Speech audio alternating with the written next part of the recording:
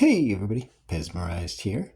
And yeah, I wanted to go over a topic today. I get questions on sometimes in some of the Facebook groups. And I was browsing an eBay auction the other day and there was a lot of Pez. And one of the Pez was a smiley face and it had arms sticking out of it.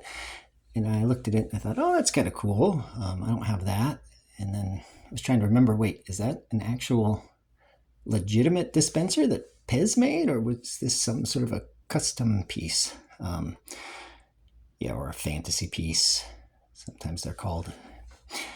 Yeah, so it took me a little bit of research to look up that dispenser, and ultimately it turned out, yeah, that's a fantasy type piece that some Pez collector or fan or whatever had made. And sometimes those type of pieces that are made by just a collector will initially be listed as a fantasy piece when they sell it, but then whoever buys it, if their collection later goes up for auction and it's somebody just selling their estate or somebody that doesn't really know Pez, they won't know what's fantasy or custom. And so some of the questions, you get sometimes like, how do you know if something's a legitimate dispenser that was made by Pez, or is this just something that some hobbyist made?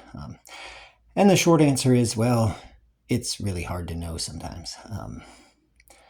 And even the people who've collected for decades and know tons about Pez still, we still get fooled sometimes, or get the answer wrong sometimes.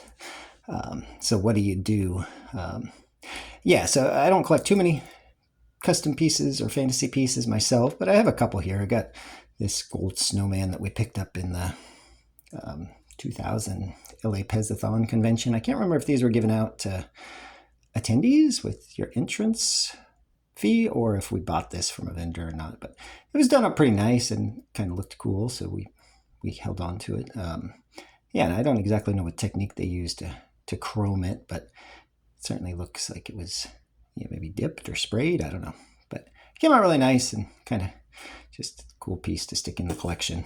And then we got this Swarovski crystal. Swarovski, I don't know how to say that quite right, but these are done by Laura, and she shows up at a bunch of the conventions. If you go to Pezmania or something like that. This is a really well done piece. It just really glitters and stands out, catches the light really nice. So just a couple interesting fantasy pieces, not done by Pez, certainly. You get all kinds of fantasy pieces you can find out there that people do, and they go into different levels of detail. Some make their own custom packaging for them and everything. But like I said, how do you know what's legitimate, what's real that came out of Pez? Even the term what's legit sort of carries some different subjective connotations. Most collectors, when they're talking about a legit Pez piece, would be something that you could go to the store and you could buy, from a grocery store or Walgreens or whatever it was back in the day. And it would come with the original packaging, and then that's how the dispenser was found out of the factory, and that would be a legitimate combination. Of course, you can swap pieces around on Pez dispensers, and you can make combinations that never came out of the Pez factory, right? And so those are sort of considered not legitimate, even though they're all parts from Pez. And then there's another category too, which is more like test pieces, where Pez will run a pre-production test of the molds, and maybe they use weird colors. And so you can get certain items that you could never have bought in the store from Pez, but they were certainly made by Pez. So different collectors are willing to collect different things, and some aren't so interested in collecting those other things. There was also salesman samples that Pez would send out to the salespeople, early versions of certain dispensers, but a lot of times before they went into full production, they would make changes to them. So those salesman samples, kind of like test pieces that would be different than any other Pez that you would find. But how do you know what's real, what's not? For the most part, I've got these two books that I rely on a lot.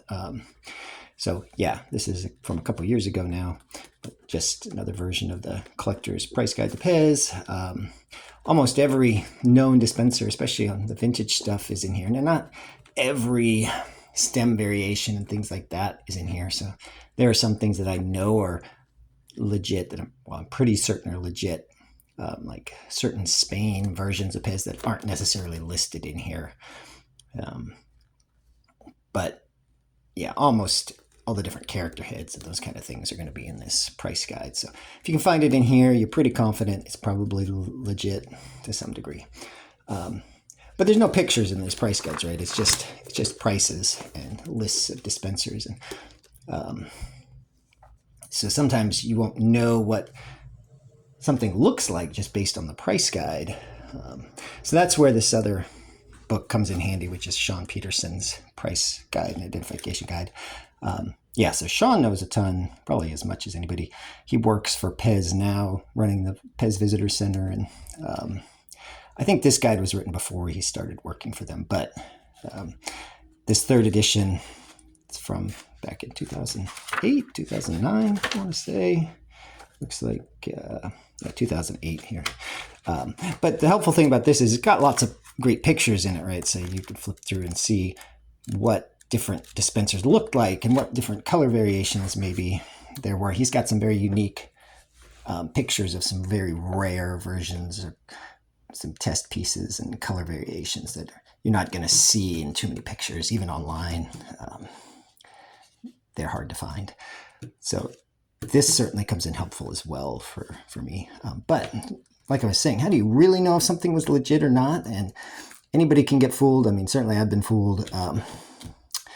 Yeah, but even authors of the books can get fooled sometimes. So just as an example here, you got these Nivea trucks, right? So these trucks came in blue on the packaging. They were a legitimate thing that came out of the factory.